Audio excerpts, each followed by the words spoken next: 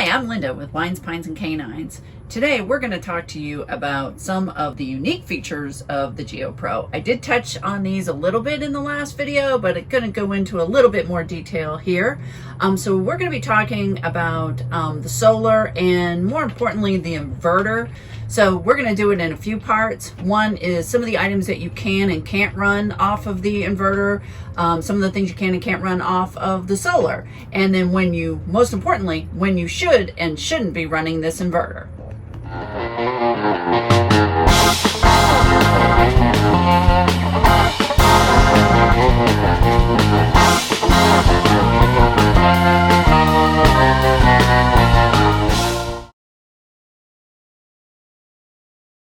So this is a 2019 FBS. So in 2019 on, they started coming stock with the solar panel on the roof, which Troy's going to show you in a little bit, and the inverter. 2018, I believe they were solar prepped, but they did not have the inverter with them. So the first part here is the solar controller. This tells you how much power you still have left. You can see that right now we have 100%. So we are good, even though we've been in here a little bit running the lights and opening the slide, we're still at 100%. So I'm gonna actually, in a little bit, turn on a few things. We're gonna see how much this draws down before we leave. The second part is your batteries.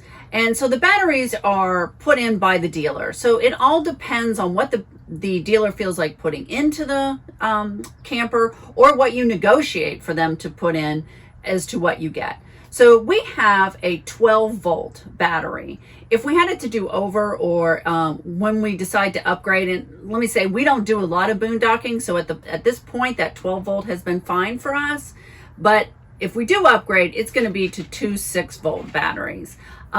People that do a lot of boondocking, they'll upgrade even to a lithium or kind of the Cadillac, the Battle-Born battery. So it's just something to keep in mind. And then the third part is this inverter, and that's what we're going to spend a lot of time talking about. It's a really great feature, but there are some limitations. So now you are truly boondocking. You're not in a campground hooked up.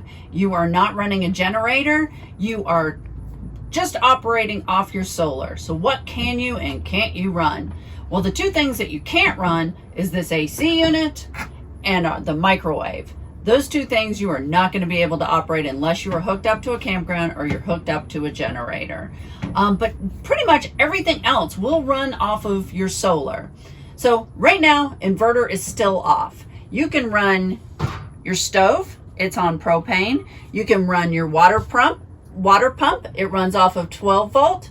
You can run your hot water heater, it runs off of gas. You can run your fridge, runs off of gas. You can 12-volt. As long as the TV, and this is standard here, is a 12-volt TV, you can run this off your battery.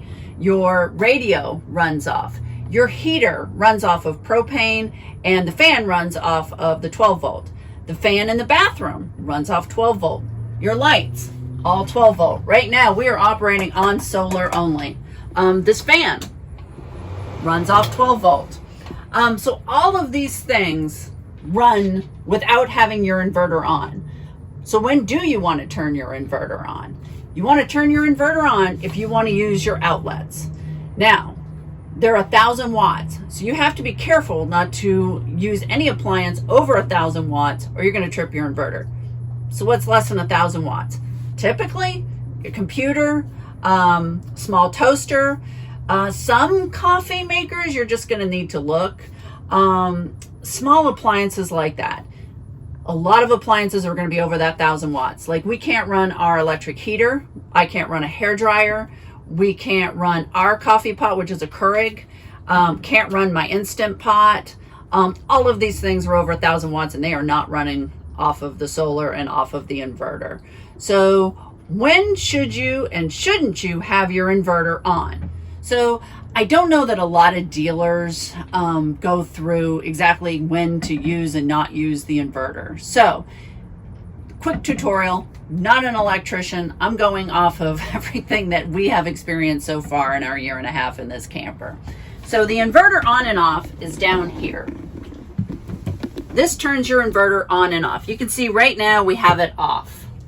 But where is the inverter actually located? In this model, it's behind this panel in the wardrobe. And you can see we've cut a little hole here, and there is an arrow, and it's got a little toggle switch that if we happen to trip the inverter, that's where you turn it on and off. Because this can happen, we don't like taking this panel on and off too much. That's why we drilled the little hole. So, inverter. You are hooked up to shore power. Should you have your inverter on? No. You are running off a generator. Should you have your inverter on? No. You are boondocking and you're not using the outlets at all. Should you have your inverter on? No. You are boondocking and maybe you want to charge your computer for the evening. Should you have your inverter on? Yes. That's the only time your inverter should be on, is if you want to use an outlet. And the reason is this thing will draw down your solar quick like. So if you have a kind of standard dealer battery, you're gonna find that that inverter will draw that down so quick. We, our last time boondocking, I did turn the inverter on, and we came back like 15 minutes later, had a few lights on, the fridge on, and had opened the slide, and our battery was already down to like 65.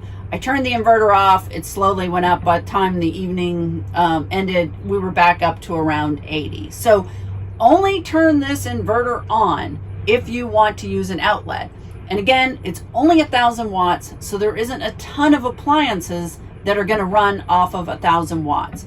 So if you run, let's say 1,200 watts, you trip your inverter, all of a sudden you're finding none of the outlets are working, that's where you come in here, you hit that switch, your inverter should be up and going again. Another thing is, if you still aren't, you may want to check your GFI plug in your bathroom, or check the pedestal. You may have actually tripped a breaker there. So those are kind of the quick things on how to use this inverter. Year and a half, we have had this inverter on twice. That's it. But we don't do a lot of boondocking. Most of it is at the campground. So this is a great feature to have, but you need to understand when to have it on and not have it on. Otherwise, you're going to draw down that battery super quick. Last thing I want to say about the inverter. You're plugged into shore power. You have the inverter off.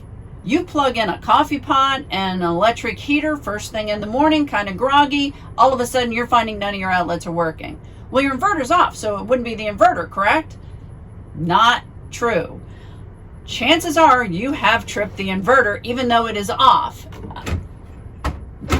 Come in here, hit that button again, reset the inverter. You're likely going to find you are up and running. If you're not, again, check the GFI plug in the bathroom or the campground pedestal. You may have tripped a breaker there. So the inverter, great feature. We really like it. But it does have its limitations, and you just have to be aware of those. Again, if you're operating boondocking, you're operating off the inverter, don't want to put in more than 1,000 watts. And if you are plugged into the campground and you try to run 2 high watt appliances, chances are you're going to trip it even if it's off. So just be aware of those things. Now, let's go outside. Troy's going to get up on the roof and show you the solar panel. All right, I'm up on the roof right now, and from this position you can see the Wi-Fi Ranger, our antenna, the condenser unit for the heating and the air conditioning unit, and here's the 100 watt Go Power panel that comes pre-wired from the factory. You got your connectors, and that's your penetration point, and the wires snake down behind the refrigerator and go towards your inverter and your battery setup. To make it easier for you to see the battery disconnect switch on this camper, I've removed the propane tanks. They're normally located right here. The battery disconnect is right here, and when you turn this lever counterclockwise, you turn the battery off, and then you turn the battery on. You always want to turn this lever to the off position when you're not going to be using the camper, because what happens is there are certain items in the camper that if you leave the battery switch on, slowly going to drain down your battery. I hope you've enjoyed today's video. you know, with all things camping related, it really comes down to a trial and error and finding out what works best for you. Absolutely. Just to give you guys a heads up, there's a few videos in the works. One of those is we are going to be taking this thing and going to get her weighed. Yeah. So we are kind of curious what she's going to come in at, because we have not done that before. We also have a couple of short trips planned this winter in the southeast. So we have not finalized those plans yet, but those will be upcoming. And a couple of other videos, maybe with the camper. So if you'd like to see more, please Like and subscribe. and make sure you hit the notification bell.